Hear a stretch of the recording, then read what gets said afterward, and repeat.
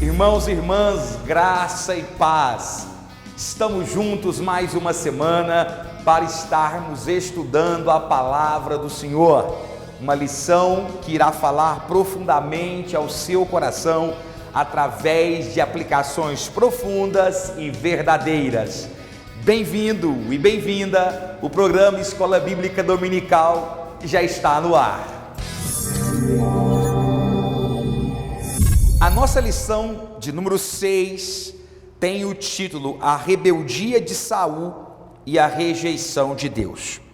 O nosso textuário está em 1 Samuel, capítulo 15, versículo 23, e diz assim: Porque a rebelião é como o pecado de feitiçaria, e o porfiar é como iniquidade e idolatria. Porquanto tu rejeitaste a palavra do Senhor, ele também rejeitou a ti, para que não sejas rei. A nossa verdade prática diz: ao cristão nascido de novo, não cabe praticar o pecado da rebeldia, pois fazê-lo é reviver a velha natureza. Nossa leitura em classe, leitura bíblica em classe, está em 1 Samuel, capítulo 15, do verso 17 até o verso de número 18, sendo que o nosso objetivo geral é ressaltar que ao crente nascido de novo não cabe praticar o ato de rebeldia. Então, este é o nosso assunto dessa aula, estudarmos sobre o começo. Especificamente hoje nós iremos falar sobre o começo da queda do grande rei Saul, o primeiro rei de Israel. Nós queremos apenas lembrá-los que nós estivemos conversando durante as últimas lições sobre o cenário que favoreceu a mudança da teocracia para a monarquia.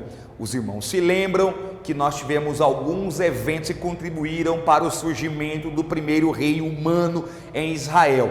A primeira coisa que aconteceu foi a primeira e principal razão que aconteceu foi a degeneração geral, a depravação geral da liderança sacerdotal de Israel e também do povo. Nessa esteira, Samuel envelhece e os seus dois filhos, Joel e Abias, não seguiram os caminhos do pai, aceitavam suborno. Portanto, os anciãos das tribos de Israel reuniram e falaram: olha, Samuel, não tem como vivermos assim, nessa instituição federativa, cada tribo fazendo o que lhe apraz, e nós queremos que se levante um rei que centralize o governo político e também militar. Nesse contexto, eles fazem uma escolha, na verdade, eles pedem o rei, e Deus orienta Samuel a escolher este rei como sendo Saul. Na lição passada, você estudou a questão do levantamento, da unção que foi derramada sobre Saul como rei, quais foram os 3 eventos que contribuíram para que isso acontecesse e como se iniciou o seu reinado. Muito bem, nós agora chegamos ao capítulo de número 15. Eu quero que os irmãos observem que nós não estamos focando no livro de 1º e 2º Samuel, capítulo por capítulo, num estudo exaustivo. Nós estamos estudando este livro em temáticas centrais. Vale lembrar aos irmãos que o grande tema deste livro, da nossa revista, é os princípios de Deus para o governo humano. Então você deve estar atento que o grande foco nosso será justamente sobre os reis de Israel e também as consequências de suas decisões, trazendo lições práticas para a liderança, para o pastorado e para a membresia de qualquer instituição. Portanto, não é um estudo exaustivo de 1º e 2º Samuel. Nós estamos saltando o capítulo 8 para o capítulo 9 para o capítulo 15, fazendo nesse processo um interlúdio de mais ou menos 35 a 40 anos, ou seja,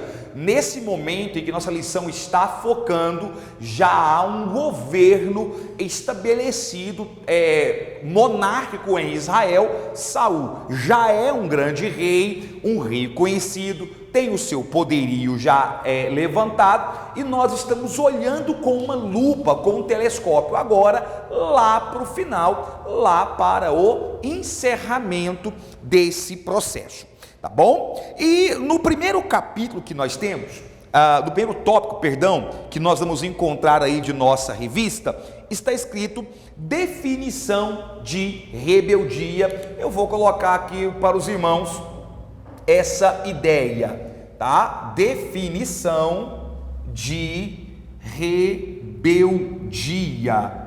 Qual é o que está por trás desta palavra que aparece muitas vezes na Bíblia Sagrada? Se não aparece a palavra rebeldia, aparecem os seus sinônimos, rebelião e coisas afins, desobediência, enfim, essas ideias. Bom, para não ficar com um termo solto, ficar com um termo jogado, é bom já de antemão deixar claro que a pedra de tropeço para Saul foi a rebeldia. Por isso que nós começamos a nossa lição especificando o que significa rebeldia. Se você pegar qualquer dicionário, não precisa ser um dicionário teológico, pode ser um dicionário qualquer, você vai ver que a definição prática de rebeldia é desobediência. E é interessante fazer algumas ponderações. Já que nós estamos falando, vou ficar assim para os irmãos poderem enxergar melhor o que eu escrevo: desobediência, tá? Desobediência.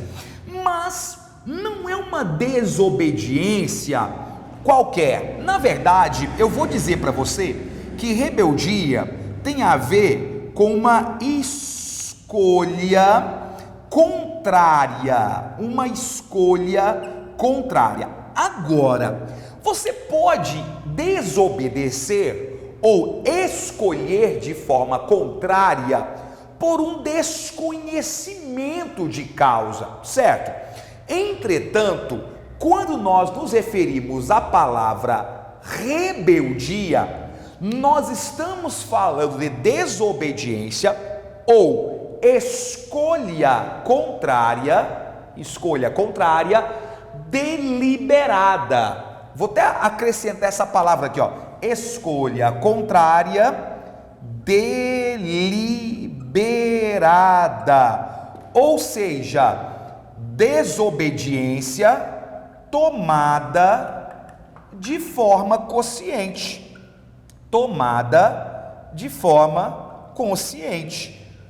Ou seja, meus irmãos, o que eu quero que vocês observem, que o pior da rebeldia é que é um ato de desobediência lúcido. A pessoa sabe que está errando, a pessoa tem consciência do que é certo, mas optou pelo que é errado. Isso está claro para os irmãos e irmãs, para você, professor e professora? Por que que a rebeldia é tão enfaticamente combatida na Bíblia Sagrada? Porque, vou repetir, é uma escolha contrária, e aí tudo que a gente fala que é contrário carece de um referencial, e esse referencial para nós cristãos é a vontade de Deus. Portanto, ou aquilo que Deus estipulou para você, o desejo de Deus. E não é a vontade permissível, estamos falando da vontade perfeita, os planos de Deus, as instituições, os dogmas criados por Deus. Então, a rebeldia é uma escolha contrária à vontade de Deus, tomada de maneira deliberada, optativa, a pessoa escolheu fazer aquilo, ela escolheu desobedecer. E isso é grave porque nós entendemos que uma das consequências da fé salvífica, e eu até vou colocar isso aqui para os irmãos, quando falamos em fé salvífica, é natural, é uma consequência dela a obediência. Isso é natural. E já que obediência está atrelada com salvação, fica claro que não dá para nós sermos salvos desobedecendo a Deus, sermos filhos rebeldes. Eu quero lembrá-los, queridos irmãos e irmãs, professores e professoras, de que a desobediência foi um dos vários pecados que os filhos de Eli, Ofni e Finéias, cometeram quando estudamos a lição de número 5. Desobedeceram não apenas a seu pai, como principalmente desobedeceram a Deus. Portanto, rebeldia, que está associado com rebelião, está vinculado com a atitude deliberadamente você trilhar os maus caminhos. O Novo Testamento, lá em Hebreus, traz um termo novo para isso, que é o termo apostasia. Se não me engano, lá pelo capítulo 6 de Hebreus, tá? Inclusive nós temos uma aula sobre Hebreus, o capítulo 6 especificamente, em que nós dissertamos muito sobre isso, o termo apostasia. E aí fica claro que a apostasia é isso, é você dar as costas, desobedecer, ir contra o caminho de Deus de forma deliberada. Lembre-se, o ato volitivo, o que é o ato volitivo? É o ato que você mesmo toma, a decisão escolhida por você. Ela pesa muito, mas muito mesmo, para Deus. Desde há umas 3 lições para frente que nós estamos falando. O problema não é só pecar, é pecar tendo consciência de que estamos fazendo aquilo que é errado. Na Bíblia Sagrada você vai ver várias vezes isso. A nossa própria lição traz algumas temáticas em que a Bíblia compara o Israel a uma vaca rebelde, isso lá em Oséias. Jeremias também é um livro carregado dessa comparação. Então isso tudo, irmãos, tem a ver com a questão da rebeldia. E a Bíblia nos ensina a ser submissos a Deus, a termos submissão não apenas a Deus, como aos líderes que ele ergueu. Isso é muito sério, isso é muito sério. A submissão não significa você ser cego aos erros, mas entender que é a Deus e é a Ele que cabe as decisões quanto à liderança. Perceba, não foi o povo de Israel que depois Saul, não foi o povo de Israel que foi contra Saul, não, foi Deus que percebeu que o tempo de Saul já havia passado. Isso é uma lição profunda para nós entendermos, meus irmãos, que se nós cremos, e isso é uma questão também de fé, que se nós cremos que a instituição em que nós estamos é de Deus, é projeto de Deus, nasceu no coração de Deus e é guiada por Yahvé, então nós precisamos crer que Ele é o Senhor desta obra. E se Ele é o Senhor desta obra, Ele vela pela liderança e Ele conhece o seu povo. Portanto, meus irmãos, a todo momento isso é enfatizado na própria Bíblia Sagrada. Pega a sua Bíblia aí, por favor. Pega a sua Bíblia comigo em Romanos. Faça isso agora. É sempre importante que você assista nossas videoaulas com a sua Bíblia ao seu lado. E outra coisa, se você está assistindo essa videoaula e tem te edificado, não esqueça de se inscrever no canal, deixar aquele joinha que ajuda muito o canal. Compartilhe esse vídeo com todos os professores de EBDs que você conhece, com aqueles que você sabe que gostam do estudo da palavra do Senhor. Nós precisamos muito da sua ajuda. Pegou a sua Bíblia? Vai comigo então em Romanos capítulo 13, versículo de número 1. Veja só o que diz a Bíblia Sagrada em relação a isso. Romanos capítulo número 13, versículo diz assim: toda alma esteja sujeita às autoridades superiores, porque não há autoridade que não venha de Deus, e as autoridades que há foram ordenadas por Deus. E vou mais, ainda nessa sequência, se você pegar a primeira Timóteo, primeira carta a Timóteo, você vai perceber aí uma outra fala extremamente importante. 1 Timóteo capítulo 2, nós temos uma outra fala também voltada para essa questão de líderes. Veja bem: admoesto-te, pois, 1 Timóteo 2:1, admoesto-te, pois, antes de tudo, que se façam deprecações, orações, intercessões e ações de graças por todos os homens, pelos reis e por todos que estão em eminência, para que tenhamos uma vida quieta e sossegada, em toda piedade e honestidade. Veja bem, a Bíblia ensina a orar pelas autoridades constituídas por Deus. Olha que ensinamento. Então, meus irmãos, o cristão, ele é exortado a não ser rebelde, a não ser como Datã, Coré e Abirã, que foram 3 rebeldes e que foram destruídos lá com a sua casa, por se levantarem contra o grande líder da época.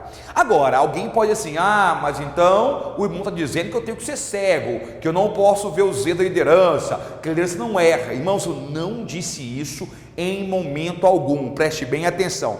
A diferença de nós cristãos é que nós não vamos para a esquina, nós não vamos para o Facebook, nós não vamos para o Instagram fazer fofoca ou dissensa entre a igreja. Se nós vemos alguma coisa errada, a primeira coisa que nós fazemos é ir nas pessoas que lhe cabem, as pessoas corretas, conversar sobre aquilo e mais ainda orar, porque Deus é o Senhor da seara. Ore para que ele entre com providência. Ele vai entrar, pode ter certeza disso.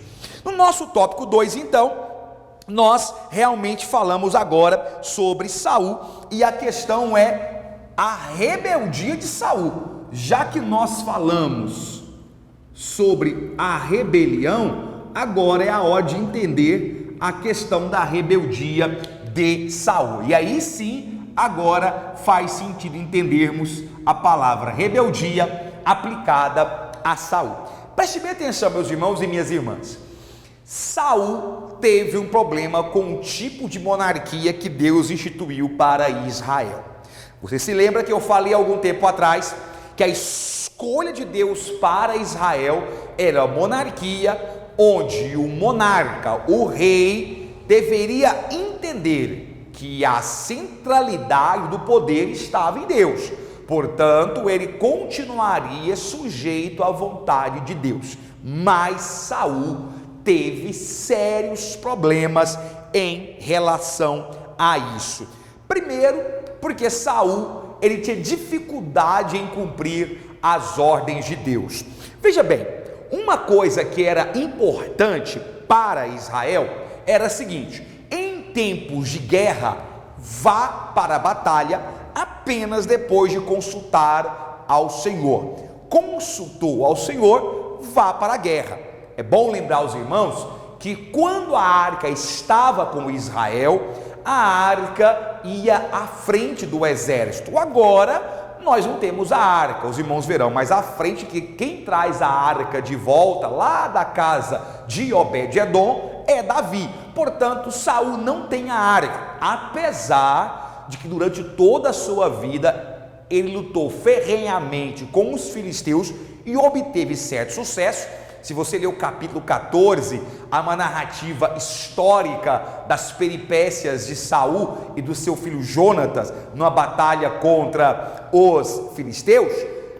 Mas ele não recuperou a arca, isso não ficou a cargo dele, ele não se preocupou com isso, a bem verdade é essa. A preocupação dele era em aumentar os seus territórios, portanto, ele tinha que minimamente esperar o momento em que o sacerdote chegaria e ofereceria sacrifícios para saber a vontade de Deus. Mas Saul não tinha paciência para isso.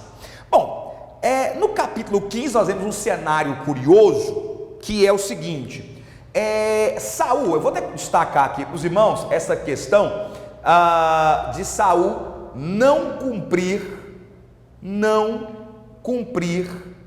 as ordens de Deus. Esse é o primeiro critério pejorativo que esse homem tinha. Veja bem, no capítulo 15 nós encontramos o Senhor dizendo para Saul: olha, os amalequitas são um povo cruel. Os amalequitas é um povo que matou muitos de vocês a fio de espada, e desde o tempo em que vocês estavam vindo lá do Egito, peregrinando pelo deserto, já deram muito trabalho para vocês, foram muito cruéis com vocês. Portanto, vá agora a eles e destrua todos, mas mate todo mundo, e ainda não é para sobrar nem rebanho, é para matar os rebanhos de gado, as ovelhas. Não quero pedra sobre pedra, numa linguagem nossa. Bom, assim Saul faz. Primeira coisa, ele pede para os queneus, que era uma etnia menor, mas que havia sido boa para Israel e convivia com os amalequitas. Ele falou para os queneus: olha, vocês foram bons conosco, saiam desse lugar, vazem daí, porque nós vamos fazer agora uma batalha com os amalequitas e nós vamos destruí-los. E assim o fazem. Mas qual é o problema? Olha a dificuldade de Saul em cumprir ordens divinas. Ele não mata o rei. Na verdade, ele leva o rei como troféu. Nós não temos uma certeza, a Bíblia não narra com detalhes qual foi o motivo pelo qual ele manteve o rei dos amalequitas vivo, o rei Agag, né? Mas ele não matou. Na minha opinião, ele queria entrar com o rei em Jerusalém como um troféu. Mas, por outro lado, o que ele também faz é o seguinte: ele permite que os seus homens dos exércitos não matem o melhor dos despojos, as melhores ovelhas, as melhores cabras, as melhores vacas não são mortas. Quando Samuel chega, Samuel estava longe, demorou a chegar, porque a batalha havia sido feita em Gilgal. Enquanto isso, Samuel estava lá em Ramá, que tem uma certa distância considerável, então até chegar ali se passou um tempo. Quando Samuel chega, ele fala: mas peraí, que barulho de ovelha, de mugido é esse que eu estou escutando aqui? E aí Saul, carinha de pau como foi sempre, falou: então Samuel, sabe o que é? É porque a gente fez a vontade do Senhor, a gente matou todo mundo, destruímos tudo, mas aí o rei deixei vivo, né? E assim, os homens que eu tenho mantiveram o melhor dos espólios vivo, as melhores vacas, os melhores carneiros, não é? Para sacrificar para Deus. Para sacrificar para Deus. Vocês esqueceram de uma coisa? Vem cá, vamos lembrar uma coisa, professores e professoras. Quando se sacrificava a Deus animais, uma parte era queimada, mas a outra parte podia ser comida. Ou seja, na verdade, o que eles estavam fazendo era juntando o útil com o agradável, que o grande foco ali não era o culto a Deus, o grande foco era a picanha, que eles iam assar depois de fazer aquela queima, aquele churrasco. Então, na verdade, nós temos aí uma desculpa esfarrapada de Saul em relação a isso. E nesse processo, e é uma situação muito triste, é um trecho pesado da Bíblia, O capítulo 15 de 1 Samuel é pesadíssimo de se ler, porque você encontra ali a justiça pura de Deus, no seu estado mais puro, e isso causa um certo confronto com a nossa sensibilidade, com o nosso senso de justiça, porque nós temos uma justiça relativa e seletiva. Deus não, Deus é justiça pura em pessoa, sem anacronismo. Então Samuel diz: olha, graças a essa atitude sua de desobediência, essa sua atitude significa que você vai perder o reinado. Gente, olha como custou caro para Saul um ato tão bobo, uma decisão tão boba, escolhida arbitrariamente. Samuel fala: tira daí agora, porque Deus não quer mais você como rei. A Bíblia diz que Saul diz assim para Samuel: olha, mas eu fiz a vontade de Deus, eu estou arrependido, perdoe-me e volte comigo, pelo menos me respeite na frente dos meus homens. Esse é o pedido de Saul para Samuel. Só que veja bem, meus irmãos, o Senhor Deus, a gente quando lê essa passagem aqui, não é? Você que me assiste aí do outro lado, pode se questionar dizendo: poxa, mas Deus é tão duro assim com Saul por causa de um erro. Tudo bem que ele errou, mas ele pediu perdão 2 vezes, né? Pediu até respeito com ele, porque estava se humilhando ali para o profeta, na frente dos seus homens. Será que Deus não poderia ter reconsiderado o reinado de Saul? Bom, primeira coisa, não pode ler o texto em uns contextos anteriores. Você vai ver que não era a primeira vez que Saul fazia atitudes como essa. No próprio capítulo 14, ele faz um voto maluco lá, uma promessa maluca de que os seus homens dos exércitos não poderiam comer enquanto não fizesse uma vingança lá contra os filisteus. Quase matou o povo de fome. Segundo, gente, Saul já estava com 40 anos de reinado. 40 não é mais um menininho, não é mais um sujeito que não sabia as regras da monarquia israelita. Ele conhecia o processo. E terceiro, quem disse que ele realmente estava arrependido? Na realidade, ele já tinha feito atitudes como essa, ele se acostumou a errar e a voltar atrás e Deus relevar. Ele não estava arrependido. A atitude de Saul aqui é muito mais uma atitude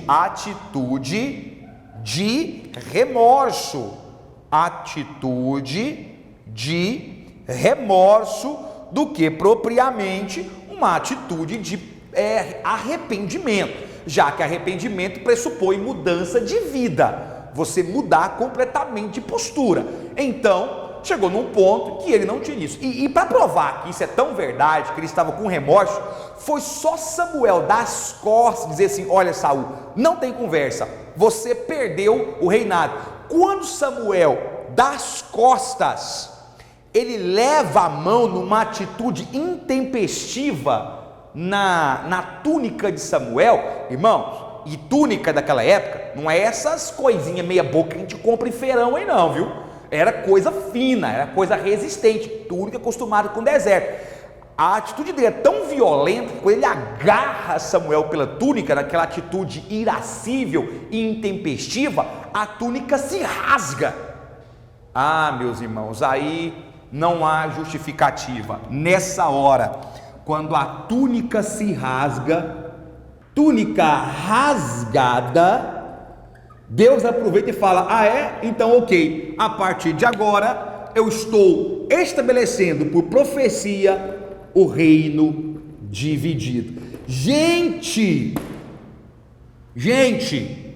olha o que uma decisão louca de um líder faz. Lembra que eu falei há 2 aulas atrás que a decisão de um líder faz o povo sofrer? Aqui, Saul faz uma bobagem, age de forma intempestiva e o castigo vem. A nação será dividida. E você sabe que isso aconteceu. após a morte de Salomão, nós temos a famosa divisão norte e sul, Israel e Judá, respectivamente. Aí eu te pergunto, há uma responsabilidade grande ou não sobre o líder? Há ou não uma cobrança firme sobre o líder? Não é fácil, irmãos.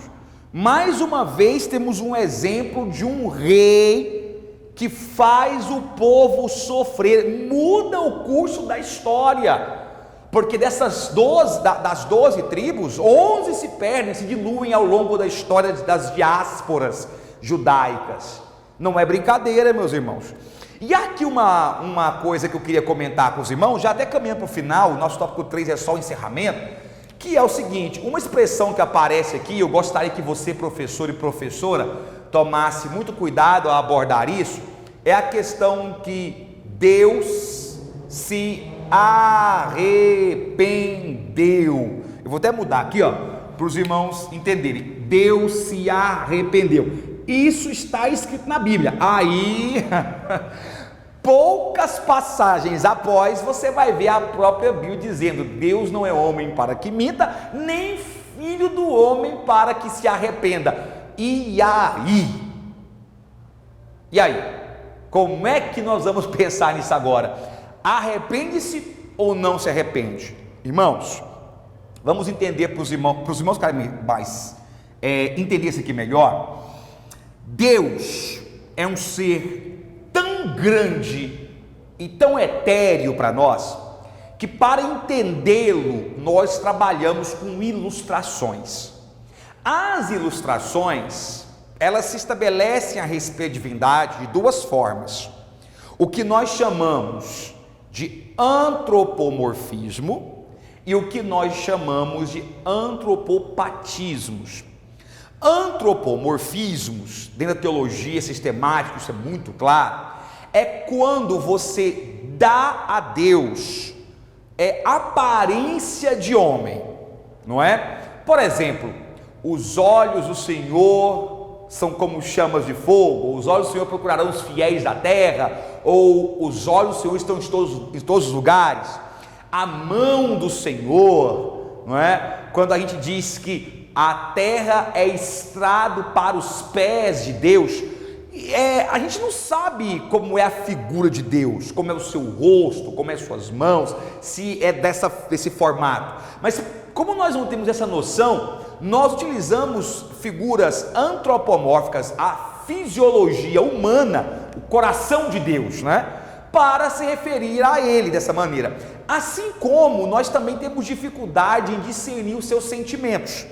Então, dizer que Deus se arrependeu é nada mais, nada menos do que aquilo que nós chamamos de antropopatismo. O que é isso?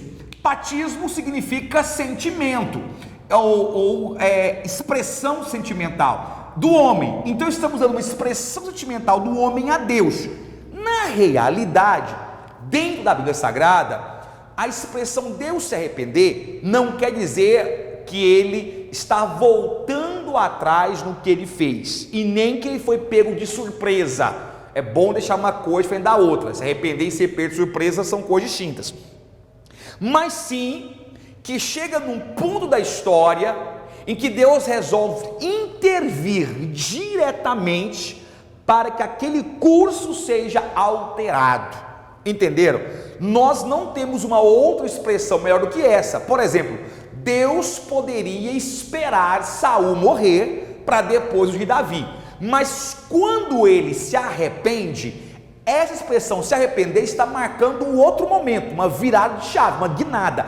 Deus está agora entrando na história, está indo na situação de Israel e falou: agora chega, agora eu que vou mexer, eu que vou pegar esse curso, mudar, e não vou nem esperar Saul envelhecer, já vou mandar você, Samuel, ir lá na casa de Jessé o belemita, buscar um rapaz ruivo de bela aparência, chamado Davi, você vai ungir. Claro que Deus não fala o nome de Davi, mas fala assim onde Samuel deveria ir, lá na casa de Jessé o belemita. Então, meus irmãos, Entenda, professor, professora, para você explicar isso direitinho lá na sua sala e não criar heresia em cima dessa história.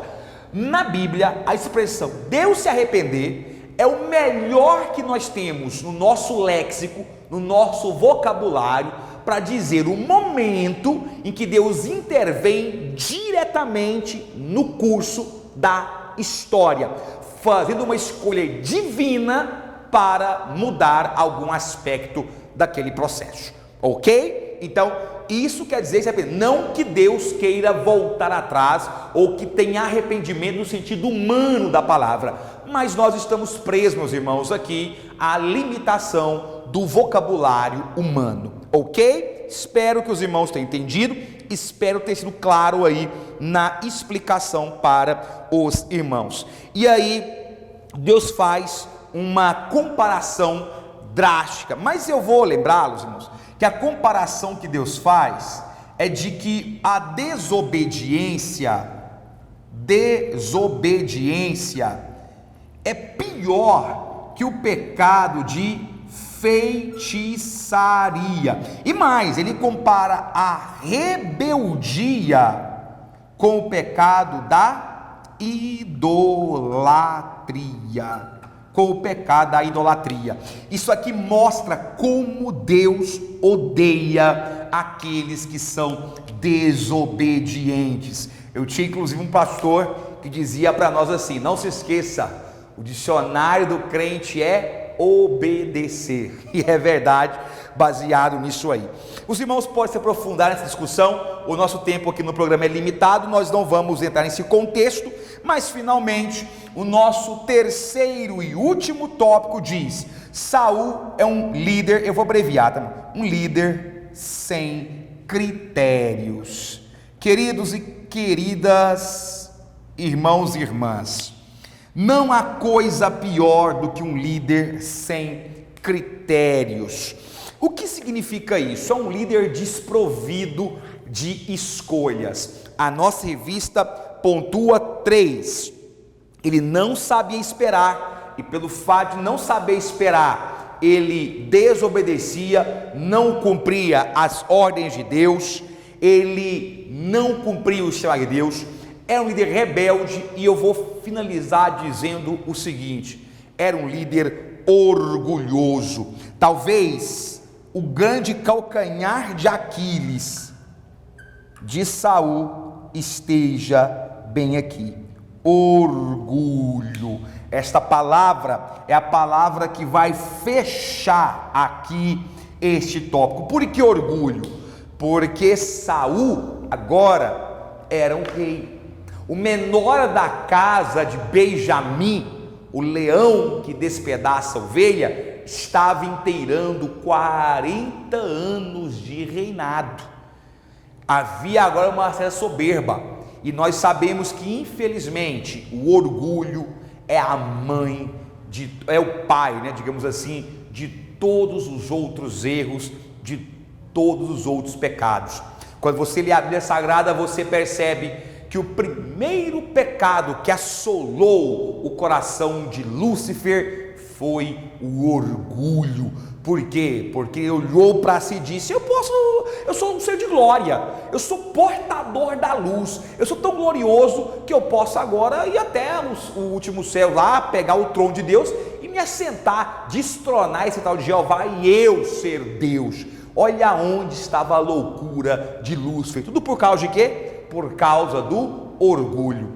O orgulho, a soberba precede a queda. Isso é bíblico.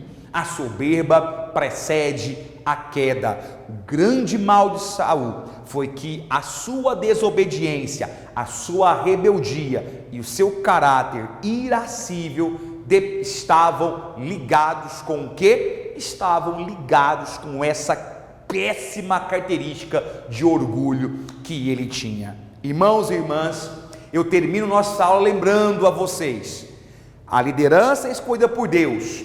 Aquilo que você é e o que você faz foi Deus que deu, mas Ele rapidamente pode tirar isso de você e dar para outro. E não se engane, se você acha que o que você tem, o que Deus faz é por sua causa, está em sua pessoa, você está cometendo o mesmo erro de Saul. Não é. Se você deixar o orgulho subir, Deus tira você e coloca outro. Ah, mas não tem ninguém. Deus capacita outras pessoas. Uma situação radical. A própria Bíblia diz que se nós não pregássemos, as próprias pedras clamariam. Quem somos nós para querer limitar a ação de Deus? Ser humilde faz parte do processo de ser obediente. Não deixemos que o orgulho, que a soberba tome de nós aquilo que o Senhor nos deu. Tome de nós aquilo que é a vontade. Seja humilde e você será alguém com ministério profícuo. Seja humilde, seja obediente e você será alguém que continuará a ser usado por Deus. Que o Senhor Deus em Cristo Jesus te abençoe sempre mais ricamente com bênçãos incomensuráveis. Obrigado pela sua audiência. Eu te aguardo aqui na próxima segunda-feira no canal ADMP TV, um canal de bênção para você. Que Cristo Jesus esteja contigo sempre. Amém.